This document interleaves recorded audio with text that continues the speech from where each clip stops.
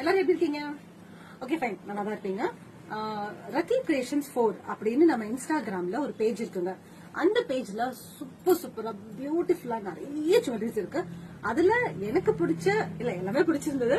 ஆனா ஒரு சிலதை மட்டும் நான் ஆர்டர் பண்ணிருக்கேன், அது ரொம்ப பிடிச்சிருக்கு அப்படின்னு. அதுதான் இப்ப நம்ம பார்க்க போறோம். ஃபர்ஸ்ட் இந்த செயின் கியூட்டா, அழகா, குட்டியா, லக்ஷ்மி டாலர் அது. சோ இந்த செயினா கம்மல் பாத்தீங்கன்னா ரொம்ப கியூட்டா அழகா இருந்துச்சு இந்த ஒரு செட். சோ அதுக்கப்புறம்